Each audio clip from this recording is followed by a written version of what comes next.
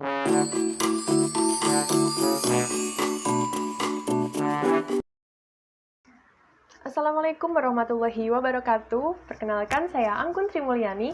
Kali ini saya akan membahas tentang mengukur dan memperkirakan permintaan pasar. Kali ini ada 3 pembahasan yang akan kita bahas. Yang pertama yaitu konsep pasar dan jenis-jenis pasar. Yang kedua yaitu ada mengestimasi permintaan pasar saat ini. Yang ketiga mengestimasi permintaan pasar di masa yang akan datang. Nah, memasuki pembahasan yang pertama yaitu konsep pasar dan jenis-jenis pasar.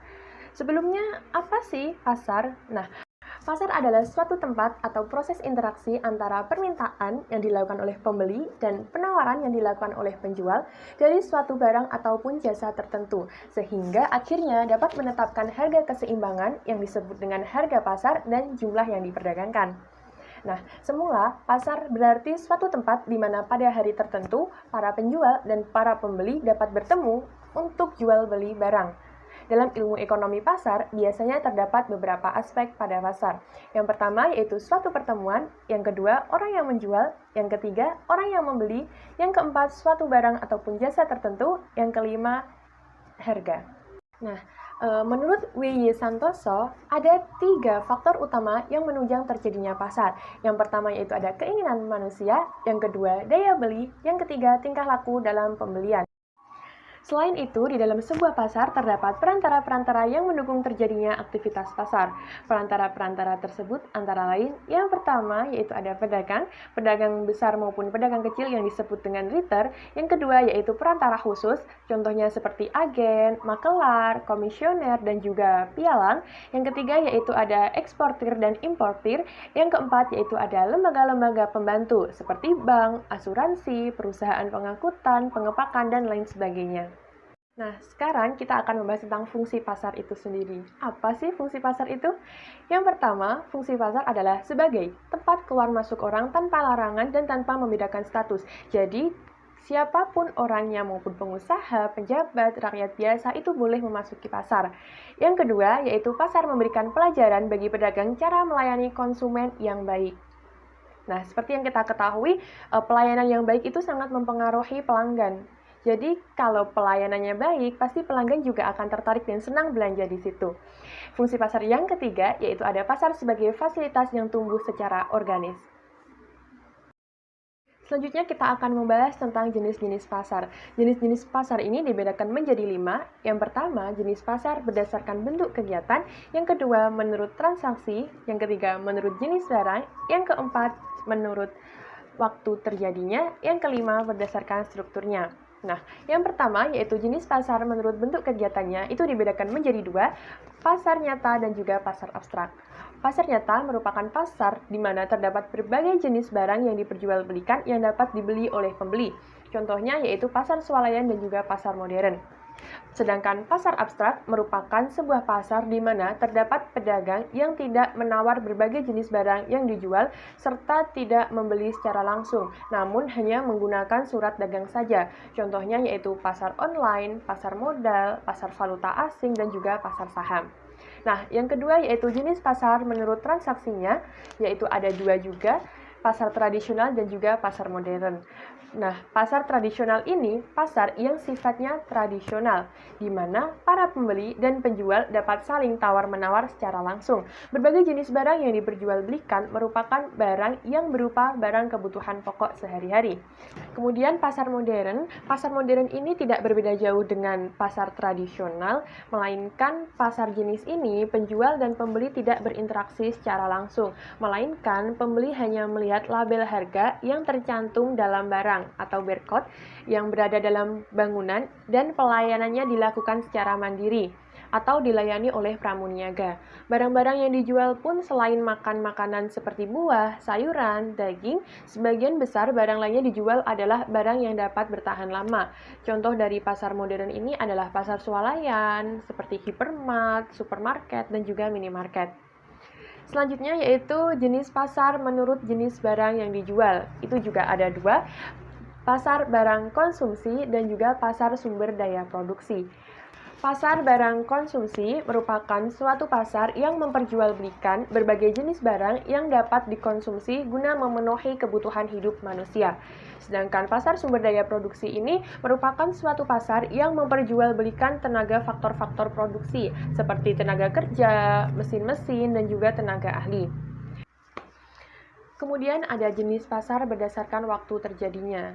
Nah, jenis pasar berdasarkan waktu terjadinya ini dibedakan menjadi 5. Yang pertama yaitu ada pasar harian, yang kedua pasar mingguan, yang ketiga pasar bulanan, yang keempat pasar tahunan, dan yang kelima pasar temporer.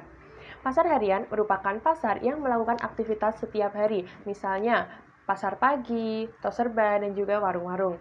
Pasar mingguan merupakan pasar yang melakukan aktivitasnya setiap 1 minggu sekali, misalnya pasar Senin atau pasar minggu yang ada di pedesaan. Yang ketiga yaitu ada pasar bulanan. Pasar bulanan merupakan pasar yang melakukan aktivitas setiap 1 bulan sekali. Dalam aktivitasnya ini bisa 1 hari ataupun lebih. Misalnya, pasar yang biasa terjadi di depan kantor-kantor tempat pensiunan atau purnawirawan yang mengambil uang pensiun tiap awal bulan. Nah, kemudian ada pasar tahunan.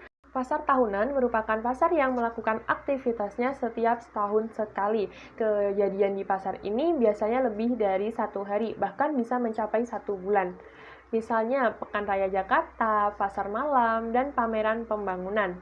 Selanjutnya yaitu ada pasar temporer. Pasar temporer merupakan pasar yang terjadi sewaktu-waktu yang tidak tentu. Pasar ini biasanya terjadi pada peristiwa tertentu, misalnya pasar murah, bazar, dan pasar karena ada perayaan kemerdekaan Republik Indonesia. Kemudian yaitu jenis-jenis pasar berdasarkan strukturnya. Yang pertama yaitu ada pasar persaingan sempurna, merupakan sebuah jenis pasar dengan jumlah penjual dan pembeli yang sangat banyak dan produksi yang dijual bersifat homogen. Harga terbentuk melalui mekanisme pasar dan hasil interaksi antara penawaran dan permintaan, sehingga penjual dan pembeli di pasar ini tidak dapat mempengaruhi harga dan hanya berperan sebagai penerima harga. Barang dan jasa yang dijual di pasar ini bersifat homogen dan tidak dapat dibedakan. Semua produk terlihat identik.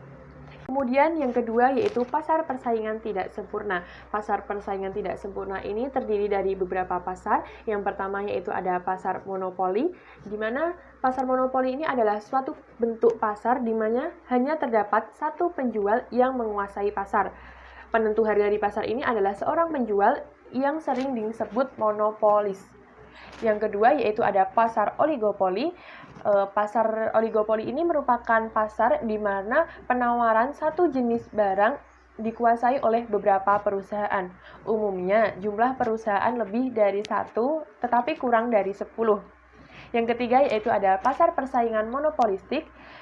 Pasar persaingan monopolistik ini adalah salah satu bentuk pasar di mana terdapat banyak produsen yang menghasilkan barang serupa tetapi memiliki perbedaan dari beberapa aspek. Kemudian yang keempat yaitu ada pasar monopsoni, adalah bentuk pasar yang terlihat dari segi permintaan ataupun pembelinya. Di sini pembeli memiliki kekuatan untuk menentukan harga di mana hanya ada satu perusahaan saja. Yang kelima ada pasar oligopsoni. Pasar oligopsoni ini merupakan pasar di mana barang yang dihasilkan oleh beberapa perusahaan dan banyak perusahaan yang bertindak sebagai konsumen. Contohnya yaitu Telkom dan juga Indosat. Selanjutnya kita akan membahas tentang mengestimasi permintaan pasar saat ini. Nah, untuk mengestimasi permintaan saat ini itu dapat dilakukan dengan cara menghitung yang pertama potensi pasar total, yang kedua yaitu potensi pasar wilayah. Yang pertama yaitu potensi pasar total. Potensi pasar total adalah jumlah maksimum yang mungkin tersedia bagi seluruh perusahaan pada industri tertentu selama periode tertentu bila sudah diketahui tingkat usaha pemasaran industri dan kondisi lingkungannya. Nah, cara umum untuk mengestimasi potensi pasar total adalah estimasikan jumlah potensi pembeli dikalikan jumlah rata-rata yang dibeli oleh seorang pembeli dikalikan dengan harganya. Yang kedua yaitu potensi pasar wilayah. dimulai dari perusahaan-perusahaan yang menghadapi masalah dalam memilih wilayah terbaik dan mengalokasikan anggaran pemasaran mereka secara optimal ke berbagai wilayah tersebut. Karena itu, mereka perlu mengestimasi potensi pasar sejumlah kota, negara bagian, dan negara yang berbeda-beda. Ada dua metode utama yang digunakan untuk menilai potensi pasar wilayah, yaitu yang pertama, metode pembentukan pasar atau the market build-up method, yang digunakan khususnya untuk para pemasar, untuk konsumen bisnis atau perusahaan.